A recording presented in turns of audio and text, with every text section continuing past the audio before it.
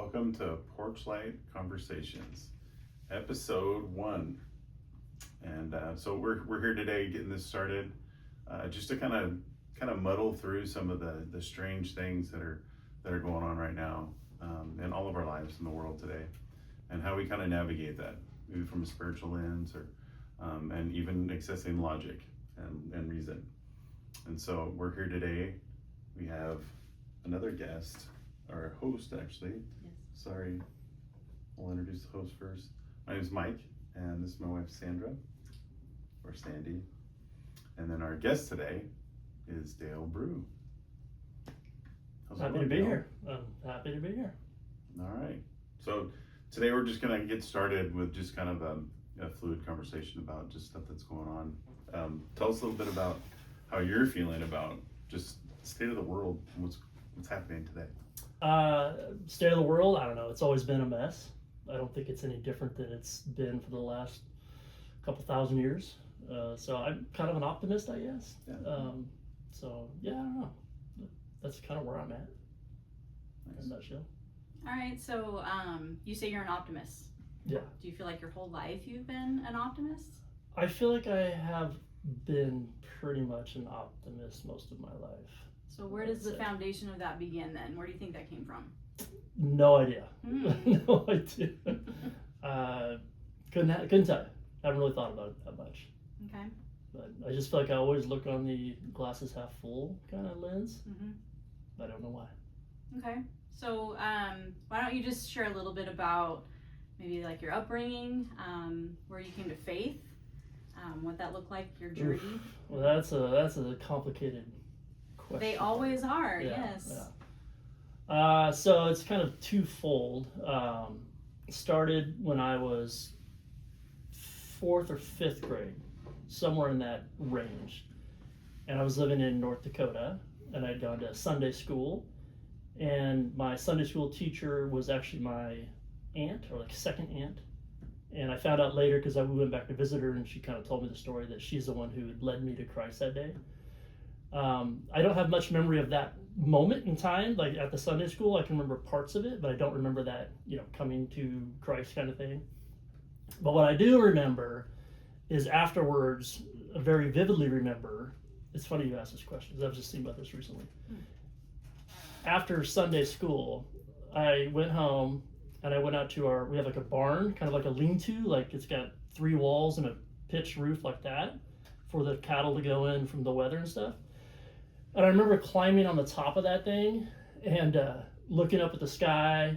I can smell it. I can see the sky. There was like a storm coming over here. I could smell the hay. Like it's very vivid. And I remember like looking up, because I'm a little kid, right? I got to get closer to God. Like he's up there, I'm down here. And I remember repeating over and over, and this is going to sound horrible, but over and over, I don't want to go to hell. I don't want to go to hell. I don't want to go to hell. So, and then looking back on that experience, what a horrible way to come to Christ. So obviously what I learned from that as a kid is, if you don't want to go to hell, become a Christian. And so that was kind of my first kind of go round of it. Yeah. And then, my family wasn't involved in church or anything. So after that experience, and it was not until I got into high school that I became a little more, involved or curious about it. Like aware, right? A little more aware, yeah. Yeah. Yeah. So yeah, that's my conversion story as a child, and it's a horrible one. And I hope other people don't have to go through that. Well, I think that just for me personally, kind of a similar story. My family didn't grow up going to church, but my grandmother was a Pentecostal minister, right? So pretty extreme in that direction. But there was a youth group in the community at a Pentecostal church, and they were having like a tent revival, and it was a lot of fire and brimstone, right? Like, and so every time I would go, I was just certain that 5 minutes from leaving that church that I was gonna get in a car accident, something, and that I was gonna go to hell. Like, it played in my mind like every single week when I went to youth group that, well, I'm a sinner, right? Because that's pounded in pretty hard. So I kind of came to salvation the same way, was out of fear, Right. Fear of going to hell, as opposed to the invitation for what it really is. So when did that start to transform for you, that it wasn't like fear and condemnation, but more of an invitation into relationship? Still working through that, to be honest. Yeah. But really, probably in high school, I started to see kind of the other side of it, where it was more about, my experience in high school was I got there and it was a private Christian school, and I was amazed at how nice everyone was. They were just, you were there too. Like, they were friendly, they were loving, and it's like, I want to be whatever they are, and they were Christians. And so I saw, not that I saw a bad side when I was a kid, but that's what I perceived it, because all I knew was it was hell, or, you either in or you're out. And so, Yeah. And I think for me, I still carry that with me today, A little bit of that fear of hell.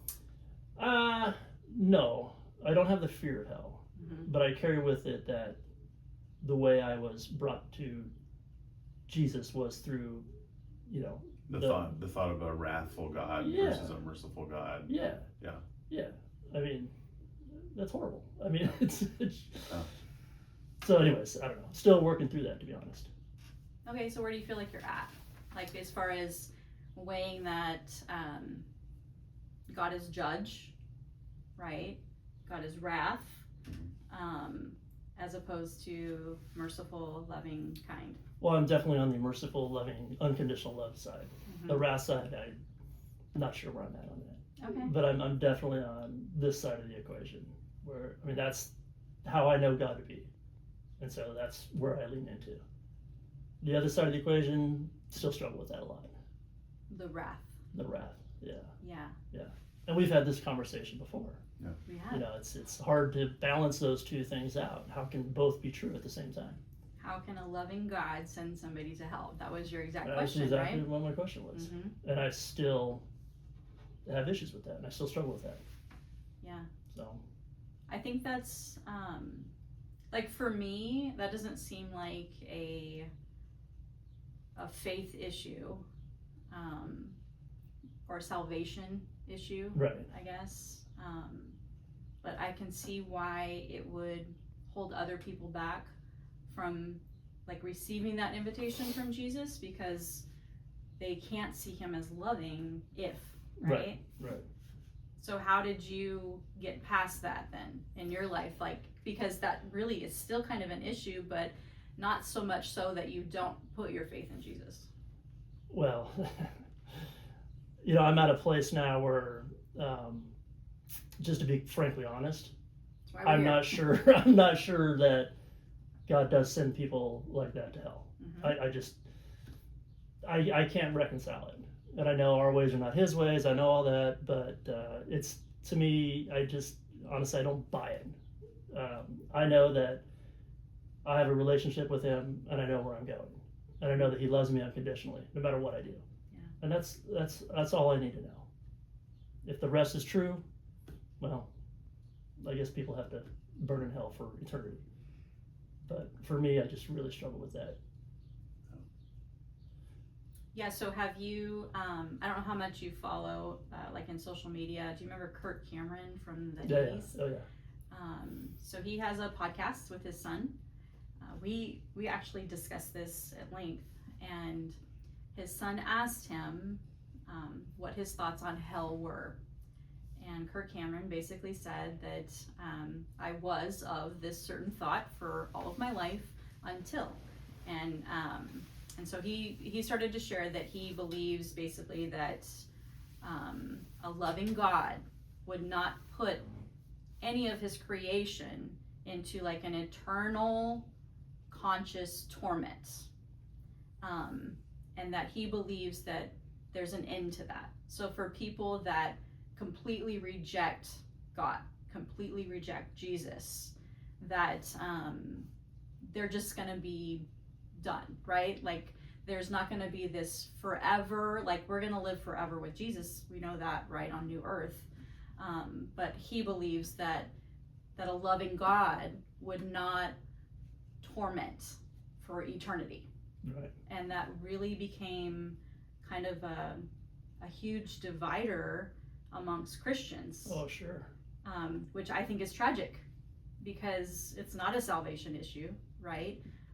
But he was widely attacked for his views. Well, and speaking on things that, we can look at the Bible and we can take the word, but when it comes to that moment of leaving this earth, I'm sorry, we don't know exactly We don't know. what's going to happen. Yeah. And more as I've gotten older, I'd like to think that there's even that moment in time when someone passes that they have that face-to-face moment, Right. with him to be able to. Accept or Yeah. deny. Yeah. It has to be something like And that. I think, and we've talked about it before, but I think there's going to be people still that even in that moment go, no, Right. and then okay. Well, then it's a real choice. Right. Yeah. Yeah. Yeah. Yeah, I think it So- has to be a real choice. Right. Again, that's just a way that I could look at it. It doesn't mean that that's definitively the Right. answer, Right. right? So Well, the hard part is we're taught a certain way, Mhm. and this is what the Bible says. And so to go against that is it's a big deal. It's a huge deal because Well, that throws everyone off we balance. want to have those answers, right? For like our kids if they ask them. Yeah. But I think there's so many things in our life, whether it's talking about that or other issues where if we don't know, we don't know. Right. And being able to say, yeah, I don't know. We can look into Yeah, it, yeah. and pray about it, but you may not have the absolute answers, and that's okay, right? Right. Yeah. I think that's it. I don't know. So I had wanted to kind of go in a little bit deeper with you with you said that you're kind of wrestling, right? Would you use that word, like you're just kind of wrestling in your faith with a lot of things, right? Like maybe some things you can't explain, that you're looking in the Bible and you can't find the answers. Maybe you're like a loving God sending people to like eternal torment. And so it makes me think of Jacob's ladder. Okay, so in Genesis, let me look up the actual verses here. So Jacob's ladder is in Genesis 28, and it's verses 10 through 17. And a lot of people, I think, have different interpretations of what this is, right? Whether it was an angel, whether it was God himself, Yeah. right? I've heard some people say it was Jesus. But what I wanted to talk about with you is that a lot of people are now saying that it's a portal. And so that a portal, because it was ladder, where, right, he sees things ascending and descending. Yeah. And so there's a lot of conversation on, especially some of the podcasts that our sons listen to, on portals to the supernatural, portals to the angelic, portals to the demonic, portals to all kinds of things. So where is it that you kind of land with that, this idea that like there's this Bible story, right? And so we know that there's some kind of framework biblically for it, but then how does that overlap into like our natural earthly world? Yeah, that's a tough one. I mean, portals I think are real, whether they're leading to a supernatural place or to, people talk about like the multiverse, which I think is, I don't know if I really buy that, but Right. the multiverse is out there. So where do these portals go? I don't know. And are demons and angels, do they need portals? I don't know if they do or not. When it comes to stuff like UFO stuff, then there's kind of two schools of thought on that. Is the portal going into a supernatural world, or is the portal going to another part of the galaxy, like a black hole? Yeah. So as far as the spiritual side of it, I don't know. Your guess is as good as mine. Yeah, I watched a program the other day, and I bet it was 2 hours long on just how many different like theories there are, and it was staggering, and I can't even remember all of them because it was again 2 hours long. But yeah, talking about that, talked about like a multiverse. It talked about the super collider. Oh yeah. That they've got, CERN, Yeah, Oh. CERN. and Yeah. I think that's pretty and wild when too. when you say like rabbit holes, I mean it Sure. it's kind of ridiculous because it's a network that just goes everywhere when you start talking about that. But to stay on that subject, they were talking about the different theories involved in it, and there was not only the string theory, so they're talking about time and whether or not, you know, if you went through this portal, you know, then it would be into a different time. Right. They brought up the Manhattan Project, which I don't know if Oh, you're familiar with it. yeah, for sure. And you know, like the was it the Nimitz? No, it was a different one. But a destroyer or aircraft carrier. And there's movies and stuff made about it where it was supposed to have like disappear and reappear. Yeah. Something like that. Yeah. Yeah. Well, So, Bermuda Triangle. There's Yeah. there's similar things there where, you know, right. people leave the Bahamas or whatever, Yeah. and the flight's supposed to take an hour and a half, and it ends up taking Yeah. like 20 minutes or something. Like, Yeah. is that a portal? Who knows? So then that takes you to like time travel, and it takes you to It's you crazy. know, whether it's interdimensional and Right. if there's a parallel, you know, Parallel like universe. time that's going on in our universe. It's like- Yeah.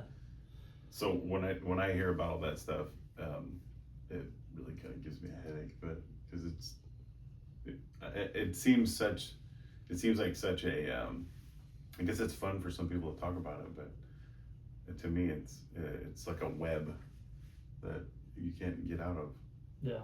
you know, and like where's the answer in it, and you're not gonna have all the answers, so I don't know. Yeah. Where do you end up? Yeah, but there really are like biblical examples of, like, would you call it time traveling? I don't Sure. know, but like Revelations, right? John the Revelator, Mhm. he gets lifted up out, right? And so Yeah. that's got to be some kind of portal. And then it's Philip Mhm. in the book of Acts, Acts 8, right? So he's just basically snatched away and taken from this place in the physical realm to another place in the physical realm in an instant. Hmm. So how do we merge those things together with things that are happening that we can't explain, I guess? And so that's why I guess, like, you know, portals is a really big kind of question to tackle. And Well, if you're trying to connect it to like the UFO stuff, I think is what you're talking about. I'm sorry, it's UAP. no, now. yeah. It's changed so many times over the years, I still call it UFO. and so like the new movie that's coming out, and Sandy watched Close Encounters of the third time. Oh, did Okay. you? No, I'm For sorry. the first For the time? first For the time. first time, Yeah, for the first time. yesterday. But they've done a lot of interviews with Spielberg, and Yeah. and he has, of course, you know, all these theories on what he believes, and anyway, it was just funny. Were you impressed with the movie? I think it was because you guys had kind of like told me that it's not scary. I think that was great. I do not like scary movies. Yeah. There was a couple scenes, there's a couple things that just kind of bothered me spiritually. And so the fact that the little boy was one of the main characters, and that he saw them in a playful way and wanted to, like, toys, right? I think was one of the things he said, right? Yeah. And so, like, viewing it through this, like, innocence lens, I think that's a little deceiving, right? Yeah. I mean, I could see where, as a director, you would want to convey that, you know, a certain thing, right? And at the end, that's what he conveyed, was that they're harmless, right? And they're just here to help us, and that, like, music, I think that was the thing, like, music is our way to communicate, like, we have things in common. There was a scene, though, towards the end, I don't remember the last time that maybe you guys have seen it, where there's a priest speaking over them before they go to enter the ship. Yeah. And so, I don't know, for some reason that just kind of disturbed me. Well, I think in that scene, and you know, maybe that's what he's going for, maybe he wasn't, but it was almost like a moment where they were sitting there rethinking, like, maybe what they believed, and maybe that says a lot about what the future is going to be, if there's like a disclosure. I think it's so weird that we're talking about a disclosure that's coming, and that it's almost like it's being like trotted out Yeah. in a time frame. Right. Because Right. if we were going to be visited by some other beings from someplace else, why would there be a timeline and a working up to? And I know. But this disclosure thing, like, I think that a lot of people think of this as a modern day problem or experience, or it's something new, and it's really not that new. You like the Tic Tac video and the was it the gimbal film with have you seen that, the Tic Tac? That was in 2004. That was 22 years ago.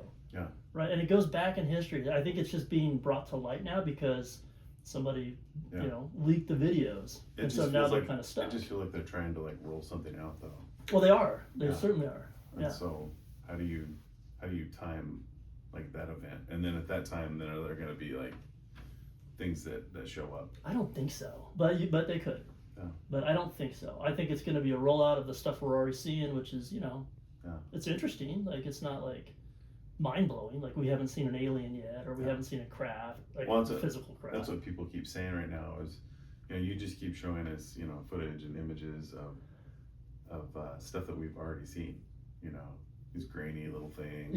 And whatever it may be, but and so at some point they're gonna have to up it. They have to up the ante.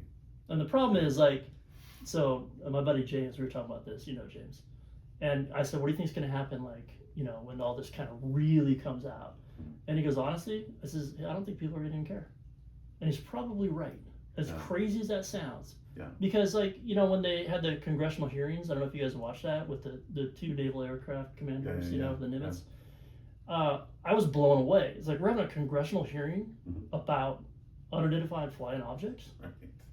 And I was talking to people afterwards, and no one knew what I was talking about. Yeah. How is this not the biggest news on planet Earth? Well, is that the whole crux of it? Is it the desensitization, of it? They desensitized us to. Yeah. Well, we're desensitized to almost everything. Because there's yeah. so much information all the time. Access to everything is just right there. So, like, we hear commanders in our naval saying that this is what I saw and I can't explain it and it's real. Yeah. And we say, oh, that's cool. What's for dinner? Like, we're just, that's it. Like, we're just, there's so much coming at us that we just don't even seem to care anymore. Yeah. Or we ignore it. We can only process so much, I think. Have you heard of the term predictive programming?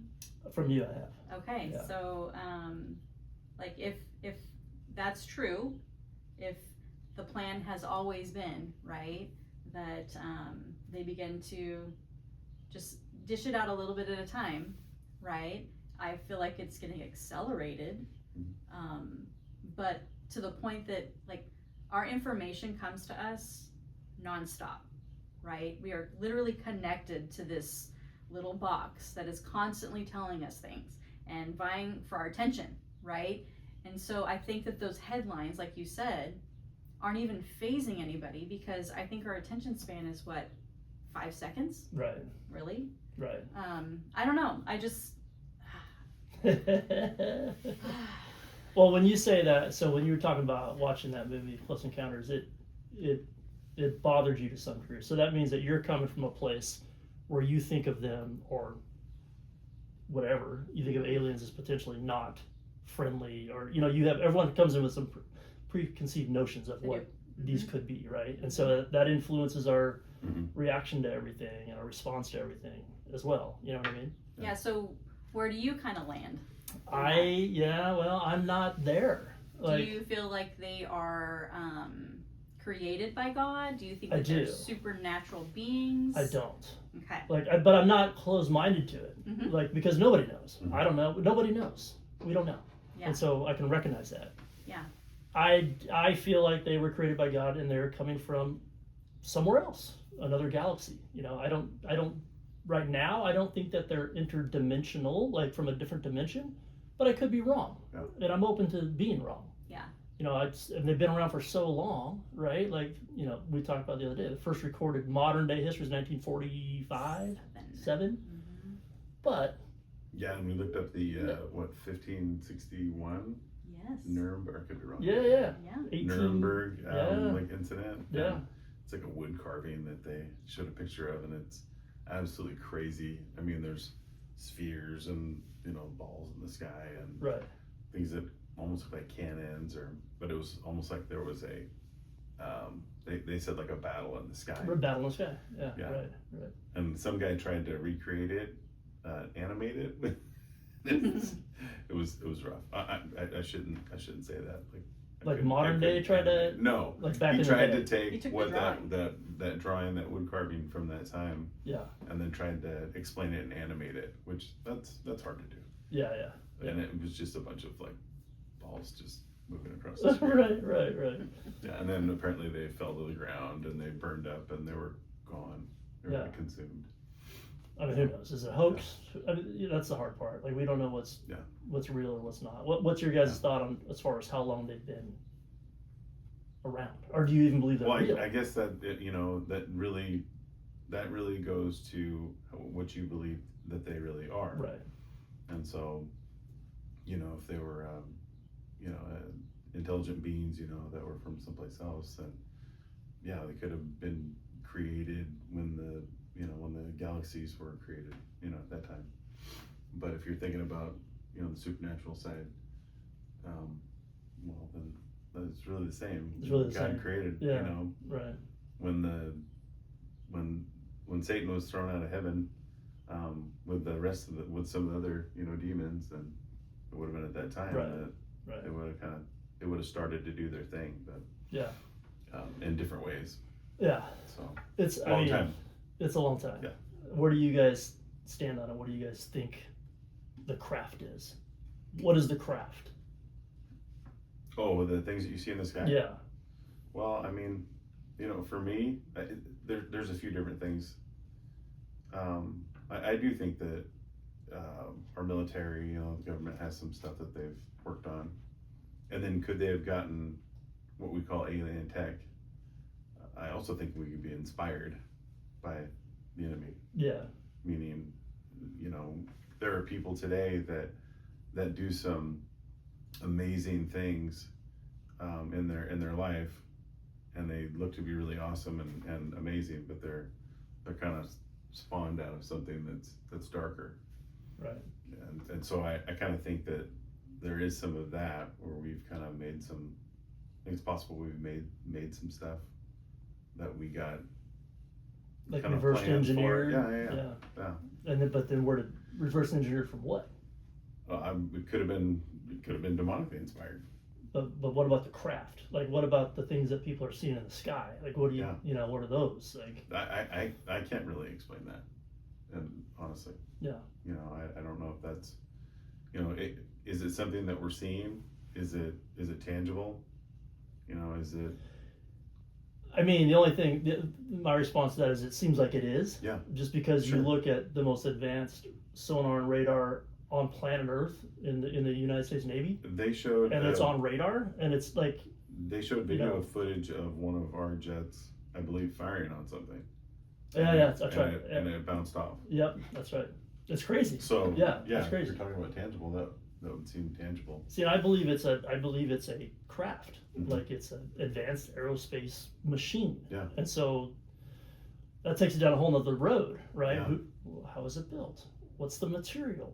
Yeah. Who built it? You know what I mean? And so I think that's where the struggle for me a little bit is with the spiritual side of it, because I believe it's a real craft, right? It's a real, like I could touch it if it were parked right here. I could go up and tap on it, right? Yeah.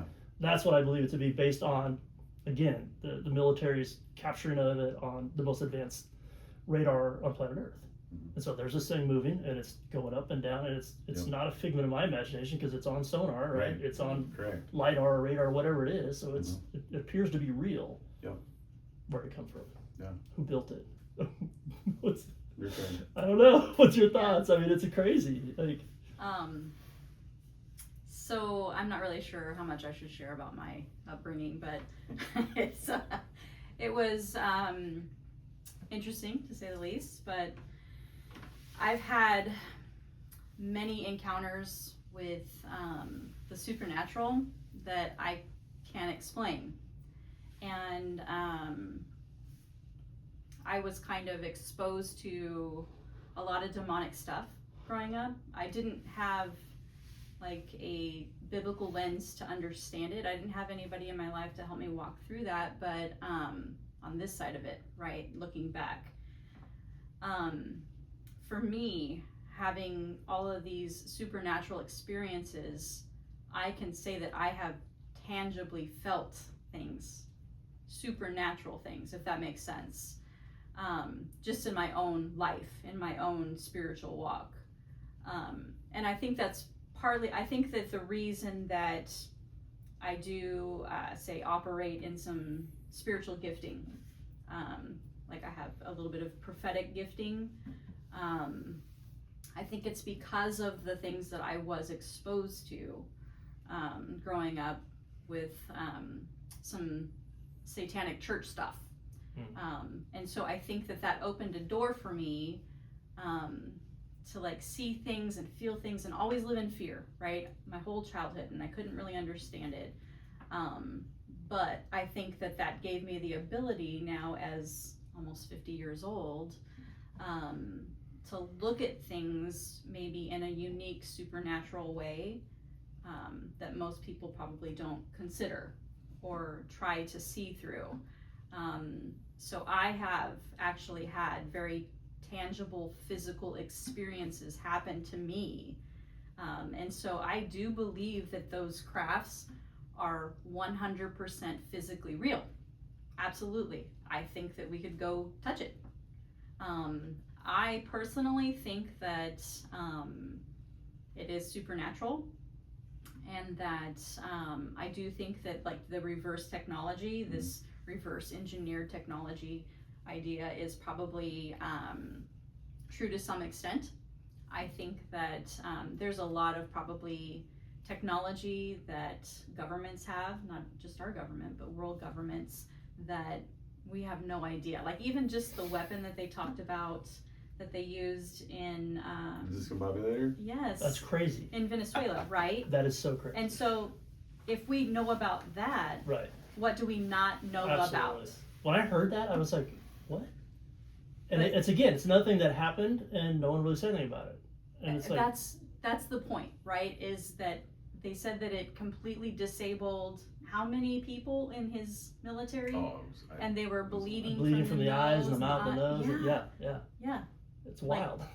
Okay, we so can do that? that's the thing we know about. Right, what do we not know about? Yeah, so I don't know, and then there's, this is kind of far out there, but did you see the Malaysian, just this, but like, the Malaysian flights that went missing, right? Yeah. And now the videos are surfacing of the orbs circling it. Did you get to see that? I saw that, yeah. Okay, so I feel like that was some kind of like reverse technology that I think that like our government, other governments, somebody in the world, like somebody with the technology is able to do that, where like that plane was there and now it's somewhere else, right? Yeah. So kind of like what we're talking about in the Bible with Philip, right? I think that we have come to that place where we know too much. Certain people have immense technology that we do not understand, right? And I think that they are able to do things that create some mystery, but that it can be explained in like a natural way. But I also think that there are some supernatural things happening.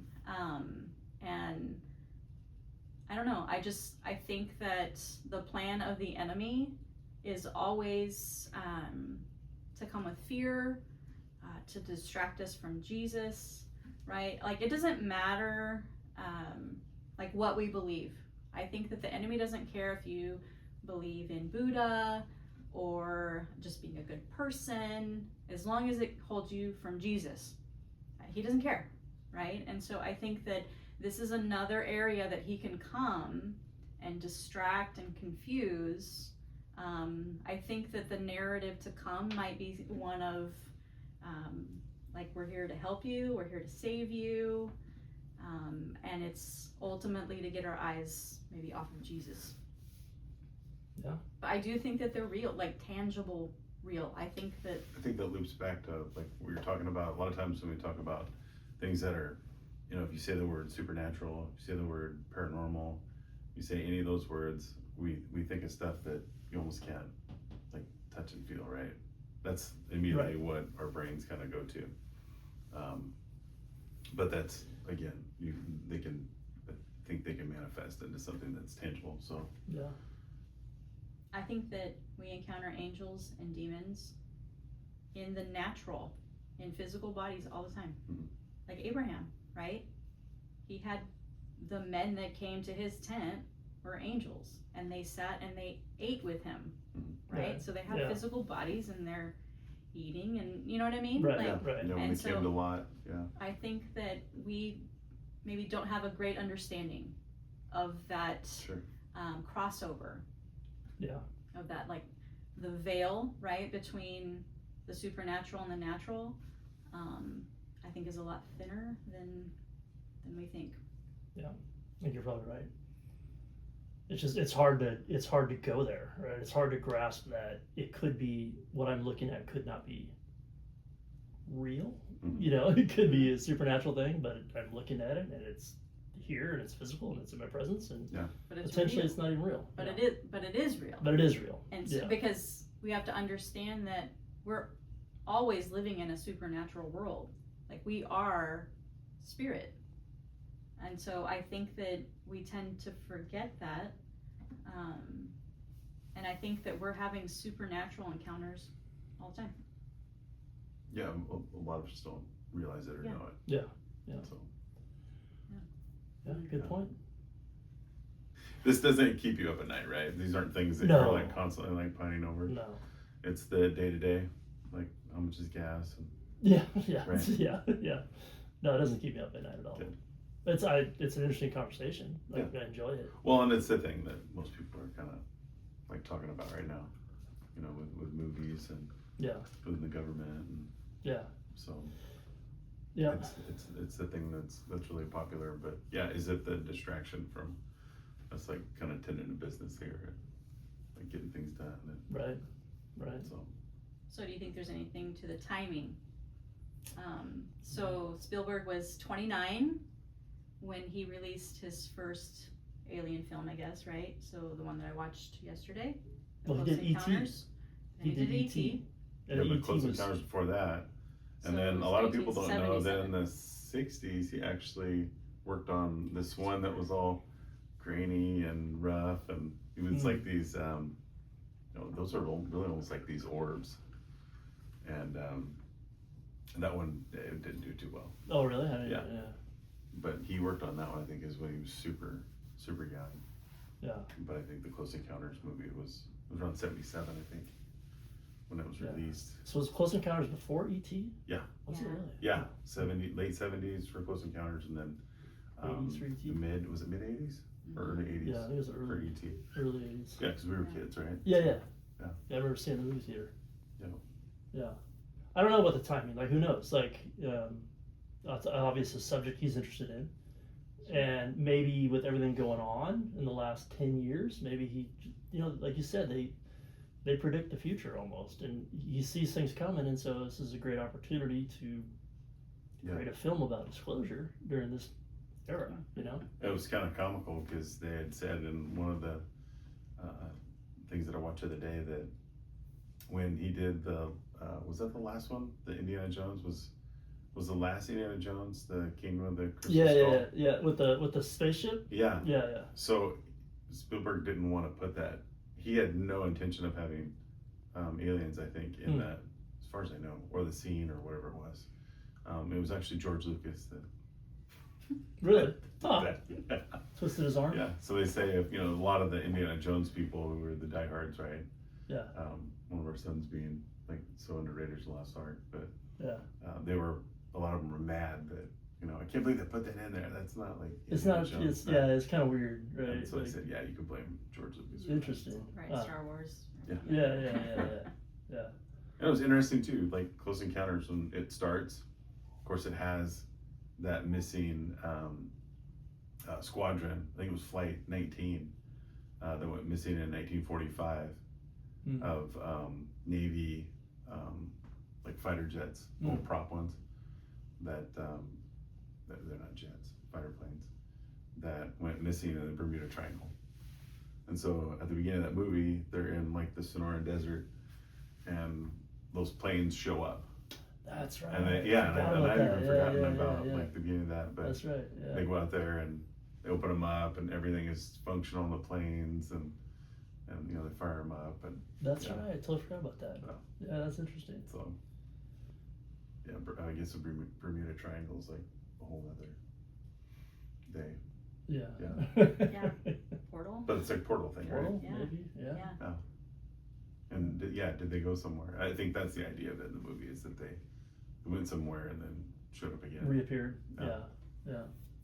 So Yeah, I don't know. The portal thing's interesting. I mean, it could be that there's two versions of it, right? It could be that there are portals that, like I said, go from here to here like a black hole, right? Mhm. That just travel through space. And it could be that there's portals that open up into the spiritual realm. I mean, why couldn't they both exist? Mhm. Yeah. You know? I think that they both do exist, and I think they both are spiritual.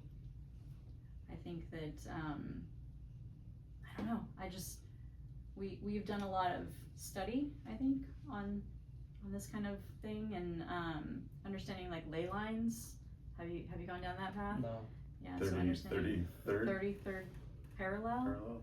No. So Roswell happened on the 33rd parallel. Mm. The Phoenix Lights happened on the 33rd parallel. There's a lot, Mount Herman. Mhm. And so a lot of people think that there are portals, spiritual portals. They almost like, they're all, I guess the idea on that is they're almost like highways, like spiritual highways. Mm. But it doesn't seem like a lot of like really good things have happened on those. Yeah.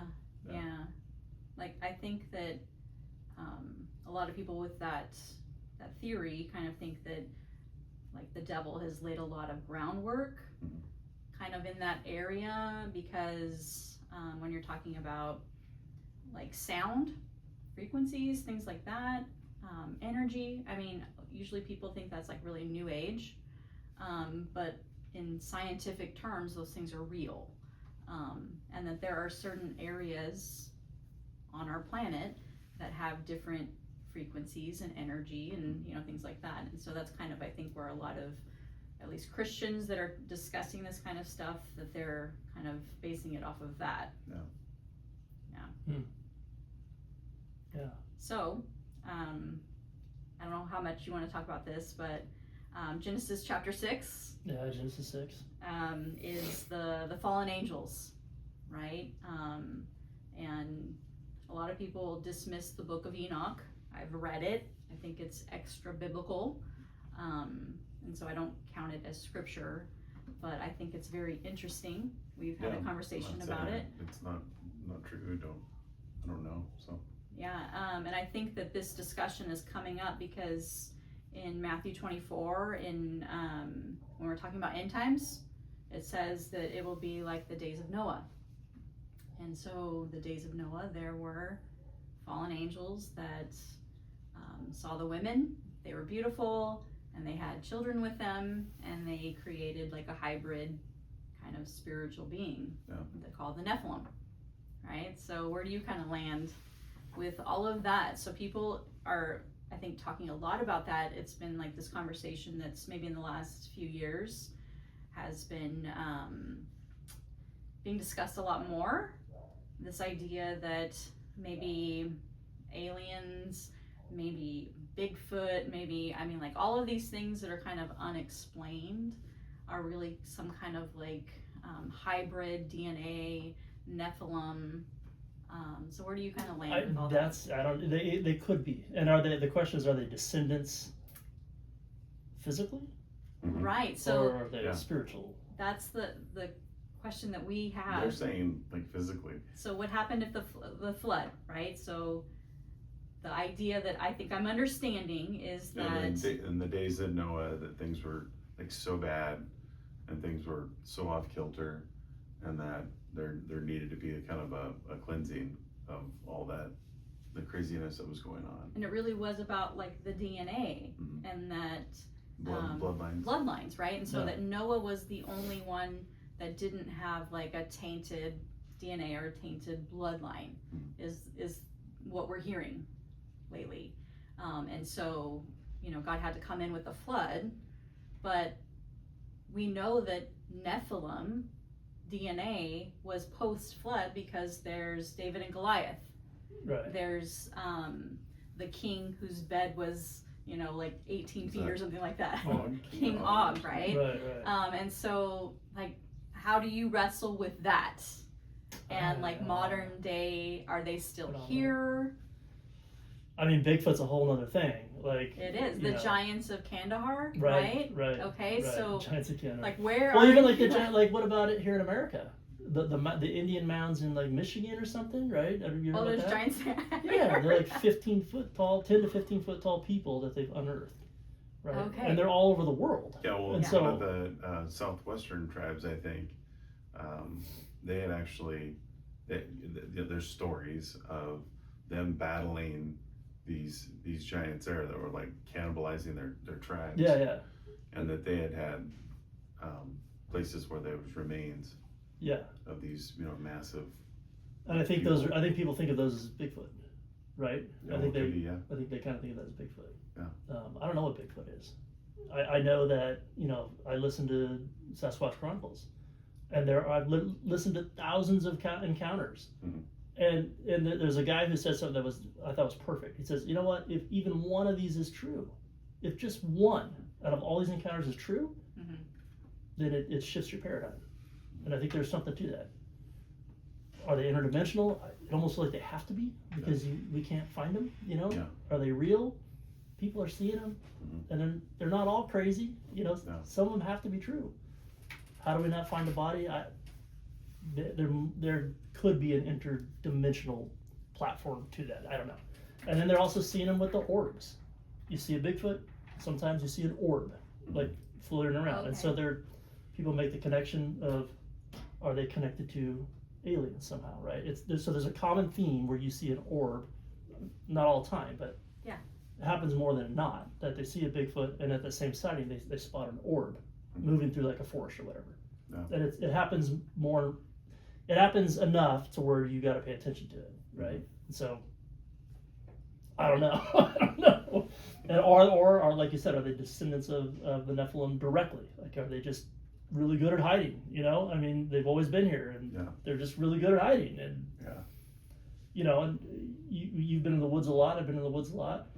I've never come across a bear carcass. I don't know if I've ever.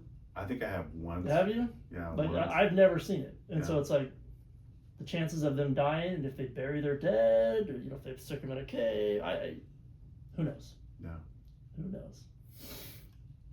So I think it's not out of the realm of possibility that they're a physical, real descendant and creature. Yeah. It's also very possible that they have some sort of a travel through dimensions of some sort, and then they could appear, and you can't see them because they're gone, right? They've gone wherever they've gone to. Have you heard? And I don't even know how credible it is, but the idea that was it 23andMe and some of the other ones were actually going through the records to see if there was Nephilim blood. Is that what they said? This was the headline, is that the government, the U.S. government, was going through the DNA samples, the genetic testing, right, to see if they could find any alien DNA, which for me makes me think that they're looking for Nephilim DNA, right? Like, I don't know. Yeah. I wish I'd never had done that test. I did it too. Yeah. What was I thinking? What was I thinking? Ancestry.com. We did 23andMe. Yeah.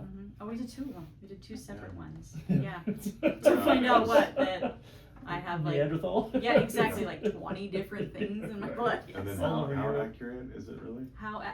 I think I saw. Is that the person that sent the lizard blood in? Yeah, well, people have sent in like their pets or like lizards. Yeah, to mess with them. And then it comes out with like all these different countries that they're from, and What? like yes. So how credible, right? I don't know. And so then like, how far does evil go, right? Like, is it infiltrated so far that the government or I don't know, some malicious entity is taking that information and I can't using believe it against us? Like at this time right now, we're almost having all of these discussions about all of it. Yeah. Like all the stuff. All of it. Does it feel that way? Oh, totally. Like it's a Yeah. fire hose of Yeah. of just all of these Yeah, everything. ideas right now. Everything's supernatural right now. Yeah. It's just, you're right, it's a fire hose. It is interesting. That's timing. It's probably. challenging though, because what do you believe? And then if you believe that, say, Bigfoot is real, then what about a werewolf? What about Dogman? What about Right. Yeah. Nessie, right? Like Yeah. Tahoe Tessie. Like I know, seriously. I that's where I think that's why we wanted to do this podcast, Yeah. is because it's something that we're really wrestling with. Yeah. Is okay if I believe that, because we saw an orb in the sky, like we personally did on several nights. Mm. Oh right? yeah, so during that time when they were not Mhm, long after, it was after the New Jersey Yeah. drone, Which is totally wild. That's a whole other thing, no, right? There was no real explanation, right? There's no explanation. And guess Um, what the public did? Oh, okay, what's next? Like, Yeah. Nothing. seriously? Like, we're Yes. not upset about this? Like, we're not Yes. having real conversation about what was over the Yeah. skies in Why freaking isn't New there an Jersey? explanation? It's New Jersey. Yeah, It's East Coast. Yeah. It's some of the most highly populated areas. right. And some of it was really close to some of the bases. So why What did was no it? one know? Yeah. You know? But anyways, you saw. But yeah, so it was kind of, it seemed like it was after that. And then I believe there were some even reports like in the area of people starting to see some of these lights, Yeah. orbs. I remember you whatever talking anyone about was it. talking You about. said it would be out there, right? Out to Yeah. the west? Yeah. And so went out on the one evening, you know, it was probably around 9 o'clock, I think. Were you gone on the first one? I can't remember. Walked out there and of course, you know, living out here, it's dark. Yeah. And especially looking that way. Yeah. And look out there and I thought it was first the like a radio tower that was out, you know, to that direction. There's a normal radio tower, but no, I can see the radio tower, and then up, you know, from it, there's another light. I was like, okay. And a ton of people have drones now, right? Everybody's got a drone. And so I'm like watching it, and it's like, that's not a drone. Yeah. It's something. Yeah. It's something else. And it just kind of sits there. And it's high enough to where, you know, and it's got no trajectory. It's not moving, it's not doing anything. And so I'm like, all right, I'm one of those guys now. Yeah. Saw That's awesome. this. And so you get your phone out, you start to record it, and of course you can't see it good. Right, It right. doesn't come up good. And so that was the one night, right? Because it was 2 different nights, It was multiple nights. but it was within a week's time. Yes. So I'm like, you know, I'm gonna go out again. So I went out again, and same general direction, but probably off, you know, a few degrees over. Another one, a little bit different color, and it's funny. You can take a picture. I think I had one of them come out with a better camera to see if they could capture the image, right? And you just can't. Yeah. It's Right. But it's funny when you take that image of it and then you zoom in on it. I mean, it looks like something just crazy. Like the colors in it. Mm. And That's wild. yeah. And then there were more and more people around the area and around the country and maybe the world that were talking about these orbs. Yeah. And so I'm like, what the heck? Seriously? And so yeah, the drones and the orbs and Well, the drones. yeah, so those looked.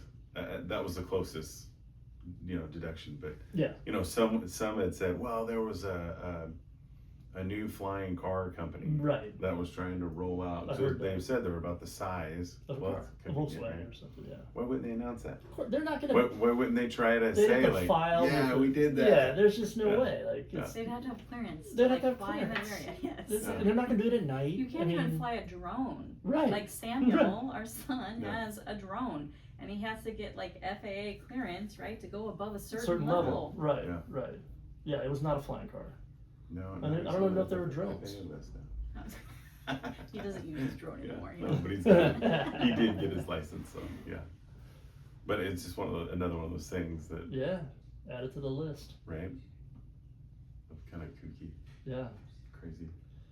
How about, do you want to talk about like maybe one of your most difficult times in life spiritually and how you were able to navigate your way out of it, through it? Or what tips you over, or what has tipped you over? If you want to talk about it, if you don't want to, it's okay too. I have to think about that one. Yeah. Let's get back to you on that one. Okay. Think about that one. Yeah. Yeah. You have something you guys want to share? Oh, everything tips us over. Yeah. Honestly, that's what I feel like now.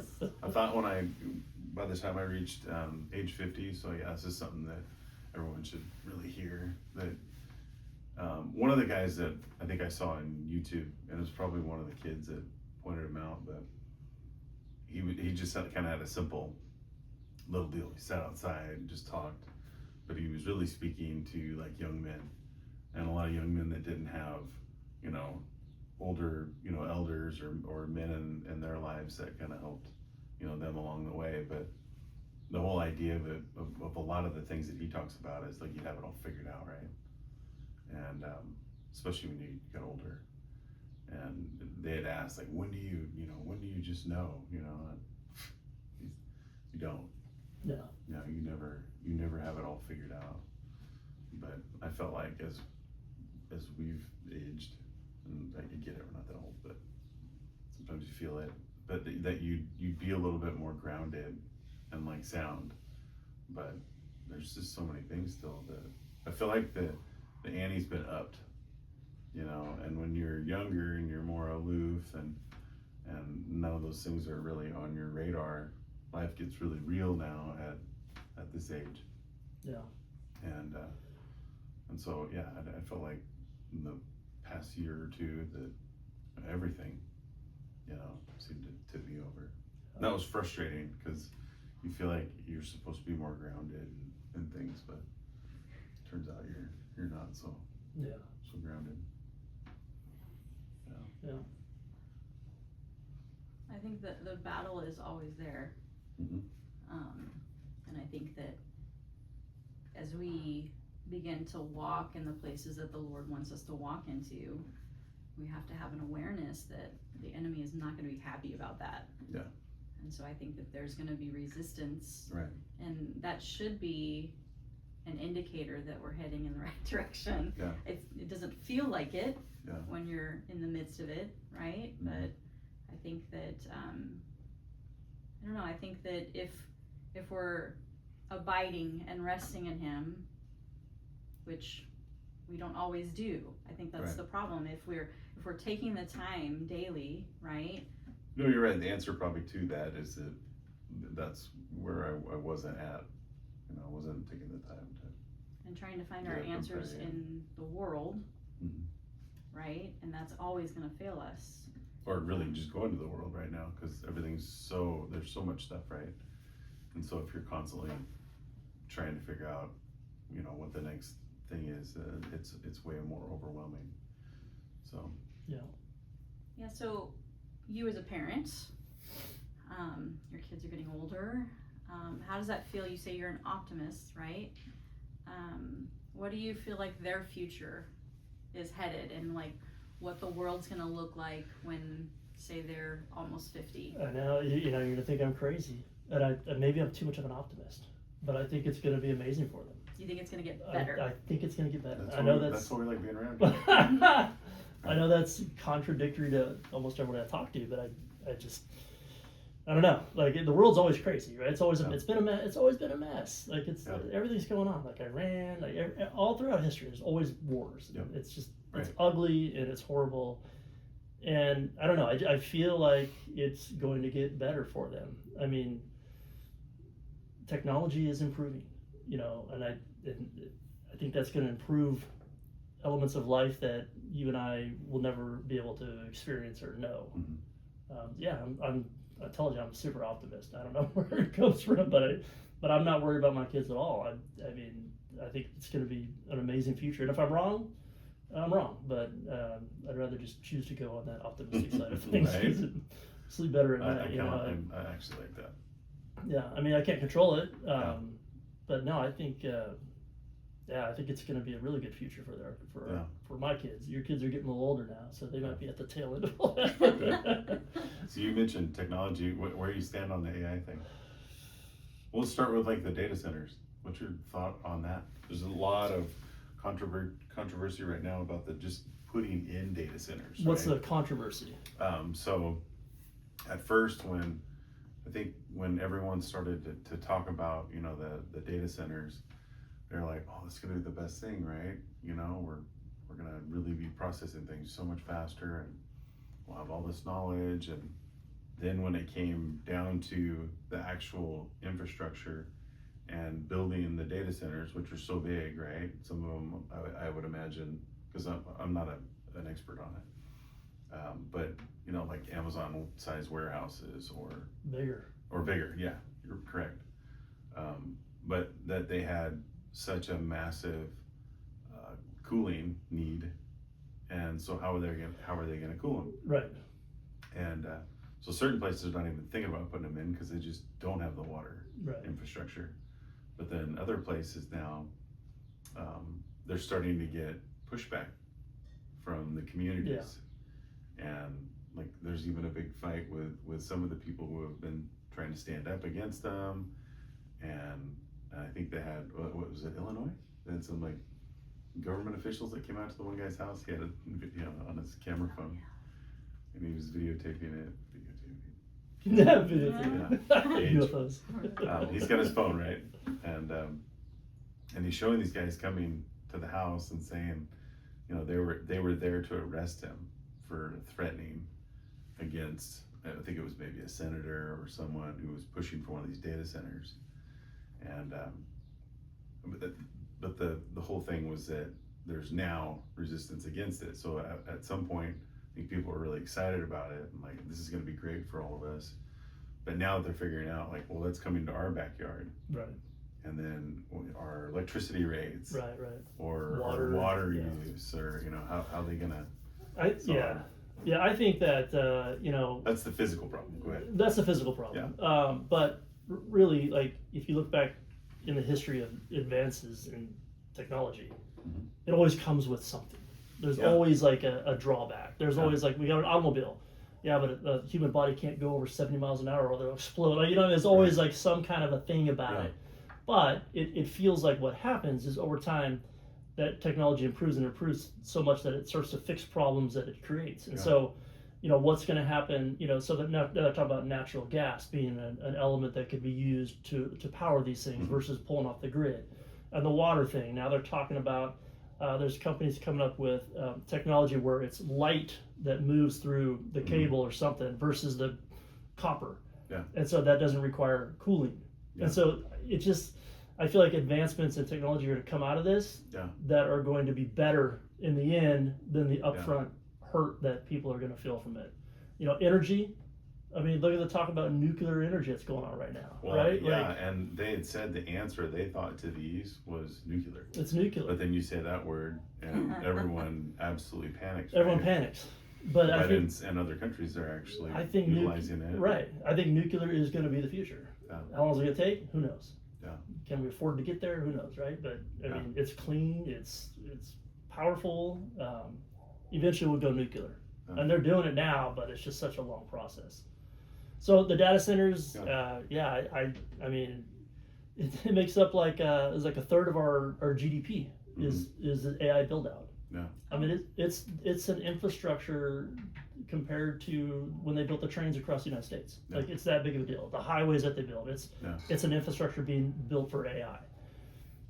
Whether you think it's for good or bad, you know, it's happening and it's real. So what do you think? Do you think it's for good or bad? I'm an optimist. You know, I mean, you use ChatGPT. That's what we should announce this as, is we're going to have the optimist. Yeah, right. Absolutely. The contrarian, maybe. I don't know. When you come back, that's what it'll be. I think it's, and again, I always look on, I guess I just look on the brighter side of things. But if you think about what could come out of it, I know a lot of bad can come out of it, and already is. Yeah. That's with anything in life, right? the advances that it can do in healthcare is really the big thing that I think we're going to see the most improvements on it, because the way they can build these models and algorithms instantly now, things that would take, there's a guy in Cisco, the president of Cisco was on CBC last night, I think it was, and they were talking about this AI stuff, and he was saying something like they built these, what is it? Models isn't the right word, but coding. Yeah. They set this coding into their system, and he said what it did in 2 days would have taken us 8 years to do.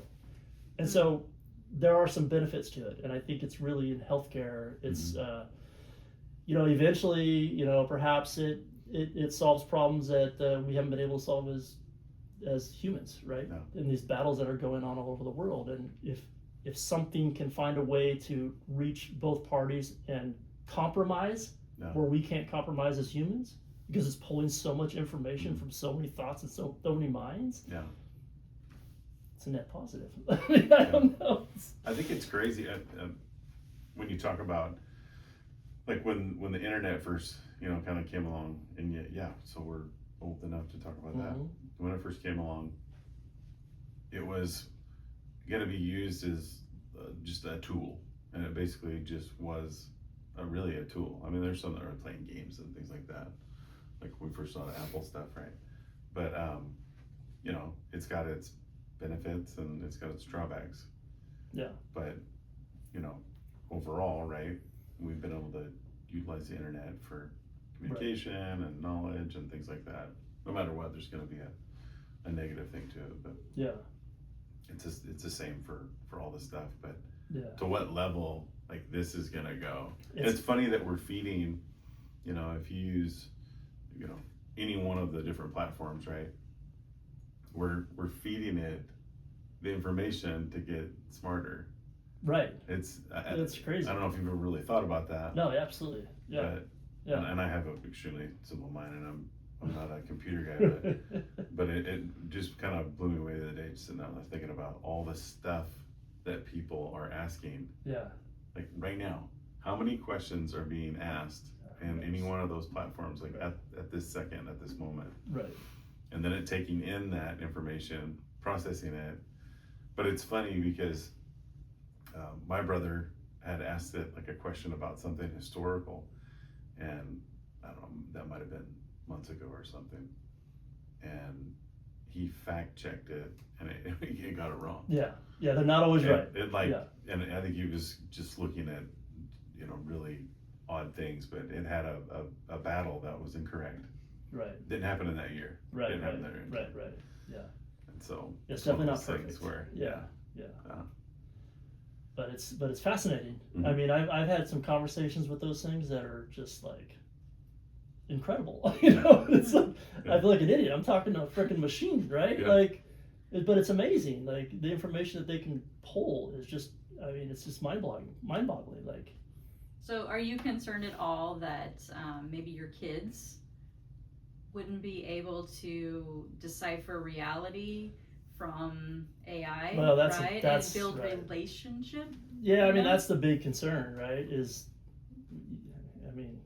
AI can do anything. It could just put a picture of me up there and say something that I totally didn't say. Like, you know what I mean? Like, we've all seen that. So that's what's really worrisome. That's the scary part.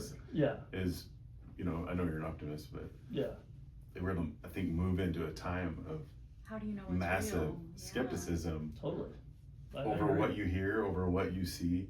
Yeah. Like, was that really that person, or that said those things? They can manipulate it so easily now. So it makes it so hard to tell discernment, what's real. Right? Discernment. It's like really like watching something and really trying to like go, okay, is that what feeling?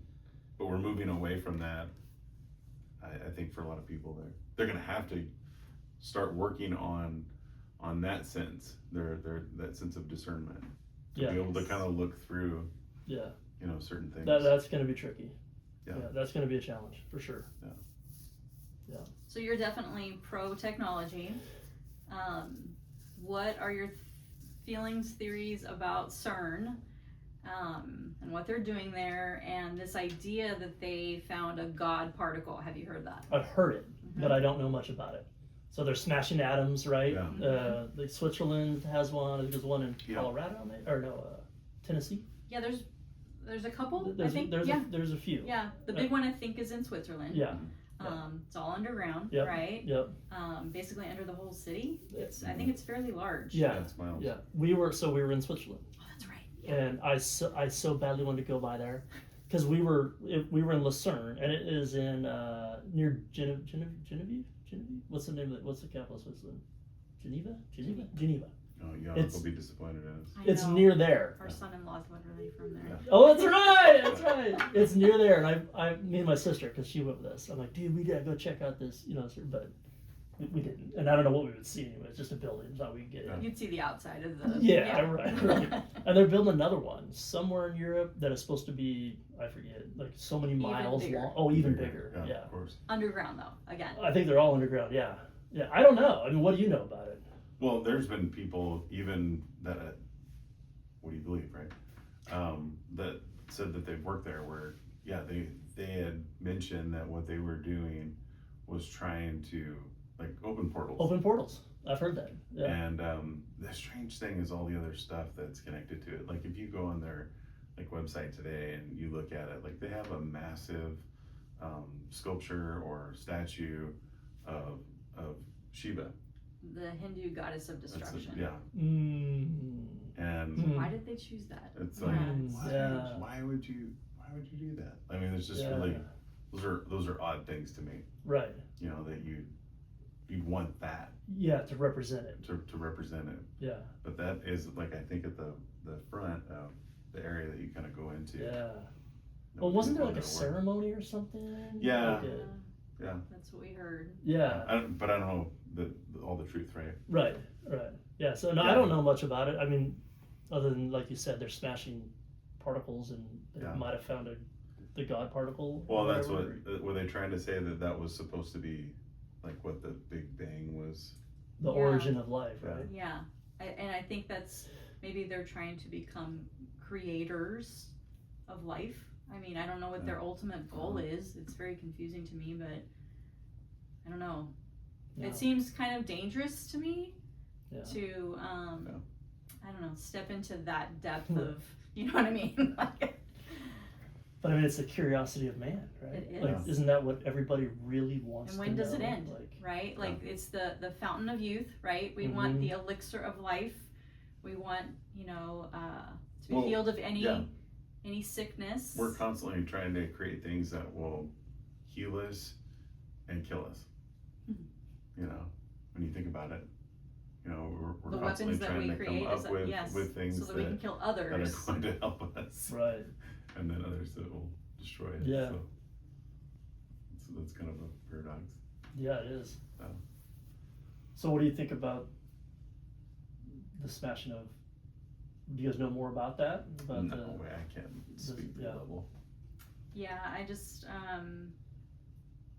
I don't know. I just, for me, it's the why, the ultimate what are you is trying to achieve? what is it that we're not seeing? Just like the Venezuelan weapon, Yeah. right? Yeah. That's what they're showing us, and so they're showing us on the CERN website. They're showing us in their articles that this is what we're doing. This is why we're doing it. But what is it that we're not seeing? That they're not saying? That they're really trying to investigate? I know. Right? Do And they then know? when does it end, right? Like Yeah. where does that little rabbit trail take you? Yeah. And do I want to go there? Right. Right. And so Right. you, as somebody that's always trying to look at the bright side of things, probably, nah, I don't really want to go there, huh? Yeah. Yeah. I think it's just man searching for Answers. Everything. Answers to everything, yeah. answers. Yeah. Yeah. Right. And I think that if you don't know God, right, then it's going to be a never-ending search. Yeah. You'll never be fulfilled. Won't be at peace, yeah. Yeah, and you'll never ultimately find that answer. Right. Well, maybe in that quest they will find out. Maybe they will. Yes. Or they'll Yeah. find the other guy. And open the portal up and something will come out. Yeah, dude, I know, man. Again, when we talk about all the alien stuff, every time in my mind it goes back to like the movie Independence Day where they're standing on top of the building. They have their signs and Yeah. So excited. Oh, like take me or something? Or, yeah, right. Yeah, right. So, good stuff. That's where I draw all of my scientific data from. Is The Independence movies. Day? Yeah. Or just the all movies? That's what they were trying to say on the one show, is that, you know, all those things since we've been young, right, have shaped, you know, our entire view of all these things that we're looking at today. Yeah. And then the idea that Hollywood is, you know, purposely like shaping it. But to what extent? I know. For to what get purpose? Like, to get whatever they Yeah. want from it. yeah. I mean, I know that they're trying to tailor, you know, advertisements, right? And all of the algorithms we were talking about earlier for social media to get us to, you know, continually be active in it, and then to give us what we want. And that's what's crazy, you know, YouTube search or Right. whatever it may be, it's tailored Totally. to what we want to see. And that then goes into like the sadder part of us not just getting reported news, but you getting fed what you would most likely want to hear, Yeah. or that's going to stir up a response in you. And that's like, man, that stinks. The guy across the road is looking at getting fed a completely different, you know, set of news or articles or whatever it may be, or reels. And so, you know, and it's purposely done, and then it causes like strife, and then we all think that we're so different from each other when there's way more commonalities. And I always tell people all the time that, you know, we all have so much more in common than we do in differences. Yeah. But they do such a good job at, and then the comments, right, in certain sections, is it really even a person that's doing it? Because they said in some of these centers, they're set up, they have all these bots, and other countries in here too, but that are responding, and they have these responses that start to, you know, get someone stirred up about what they're like seeing in the comments. Yeah. And that makes them mad. Right. And then and then they either put a thumbs up or they put another nasty comment. Yeah. Anyway, it's evoking a response from us, and so when you go and you look at, you know, whatever your YouTube, you know, feed is, it's giving you the next things that it wants you to see. That's what I'm getting at. Yeah. And instead of us like just doing a search of what we're looking at, we become lazy because we're just getting fed. What we want to You hear. know, what the next thing is they want you to see. So then where's the standard of truth? Yeah, if it's just constantly telling you what it knows that you want to hear. Right. Yeah. Right. And it's Wally. It's Yeah. You know? Or we don't do anything. We just get brought all the stuff that we just want to see, you know, and want to eat. It's so funny. Yeah. Well, I see your optimism as a spiritual gift. I think that God created you that way, and that it's very unique. I'm sure that you have noticed that there aren't a lot of people that hold that worldview, that things are going to get better. Right? You're definitely in the minority. Yes. Sure, that's why I hang out with you. And that's why I always tell him, like, you need to call Dale. Yeah. Because you are somebody that is constantly uplifting everybody in your life. Mm-hmm. It's beautiful to see. It's beautiful to have friendship with you. But I think that you might maybe sit in the same place that I sit spiritually when it comes to like end times theology. So a lot of people, you know, are talking about the end times, right? And they want to focus on the tribulation, all the birth pains, the things that are, you know, like all the bad stuff that's coming, the great falling away, right? So that's a big topic of discussion right now. But I have felt like the Lord has been telling me for all of my adult life that our eyes are in the wrong place, and that the greatest spiritual like awakening, revival, I don't even have a word for it. It's going to be something that we've never experienced before is coming, and that we are to position ourselves to be a part of that, to be leading that, right? I know that some people have said that there's like 1,000,000 souls, right? That this like movement of God is coming, and that like 1,000,000 souls are going to be saved. So I feel like for me, that's my focus on what God's doing in the time right now. Is going to overshadow anything that the enemy is bringing. So like, what are your thoughts on that? You're an optimist. Yes. I mean, I agree with you. Like, I mean, if I were going to focus on something, that's what I focus on. Like, I mean, yeah, I like that. I like that idea. I don't know. I don't really spend a lot of time thinking about the end times, right? Mm-hmm. So I don't. Every day is the end times. Every day Right. is one day It's closer. Yeah. And then every day it's one day closer to us not being here, right? Yeah. I don't personally think that Jesus is going to come back in my lifetime. I don't know where you sit. We talk about this often. I think that, I don't know. We've got a little bit of time. I think that like with the rebirth of Israel in 1948, and then in 1967, like when they really like took over the whole state, right? I think that those are prophetic events. And I think that like a generation is like the length that we live today. I think that it was prophetic for us living to be, I don't know, 90 to 100 years old, right? Most people live to their like 80s, 90s, maybe 100, right?